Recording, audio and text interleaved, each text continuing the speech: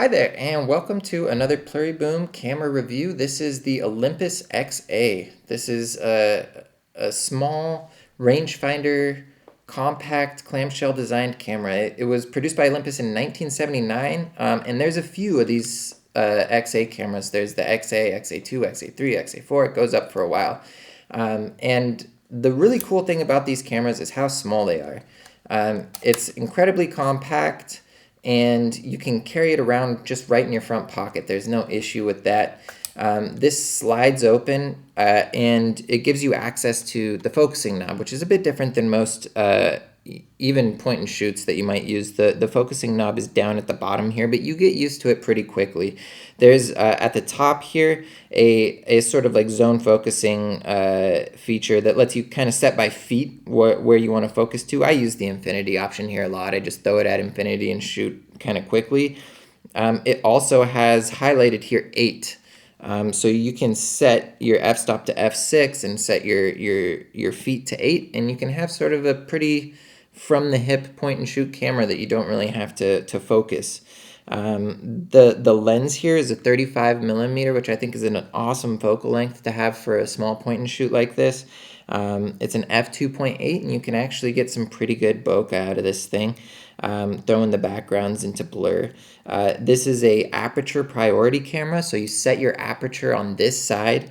It can go up to f22, and it's really convenient, I think, for a point and shoot like this to be able to have aperture priority, because you can actually make some sort of artistic decisions about how you want your focus fall off to be defined within your photos. The way that this camera loads is actually like most manual 35 millimeter cameras. You pull up the little knob here, you crank it open, you throw the film inside. There's no auto loading. You pull it across, you stick it in here, you close it up, you crank it down, and that's how you load. It's simple and it works. I haven't ever had any issues with not pulling through on a roll. There's a couple of neat little features here on the bottom. There's this little knob. You can turn it just one click, and you can actually blow out, add plus 1.5 to your exposure backlight. So this would be if you're shooting someone in front of a window, in front of a really bright background, and you want to blow those backgrounds out and actually focus on your subject and get the exposure properly there. That's really handy to have. There's a self-timer check to just test that your batteries still work, and this camera will not work without a battery. You load that in here, and there's also a self-timer right at the bottom here, which I thought was pretty cool to have in such a small little package. It came, for me, you can actually get this separately, with an A11 electronic flash unit. It's a very tiny flash. It uses a single AA battery.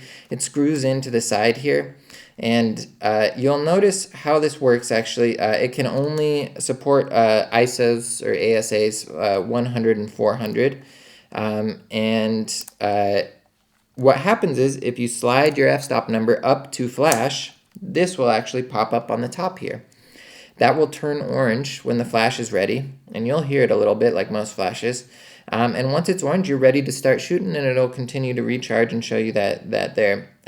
It's a little off kilter. Normally you'll have your flash a little more centered over your lens. This creates some somewhat unnatural light, but I think it's actually really convenient for having it in such a small package. I do use this when I'm shooting people indoors and things like that, and you can actually kind of counteract some of that strange light by shooting a portrait in portrait mode like this. It's cool, and overall, I think this is just a really fun camera to have. It's the most pocketable of my cameras, so I carry it almost everywhere with me. And any of the ones in this series I think are worth getting. They're a different style a little bit. The XA2 is more of a shoot from the hip. It's a zone focusing system, and I think it's just the size of this camera is the reason you get this, because it's so fun to have a small little 35 millimeter camera that you can carry around with you.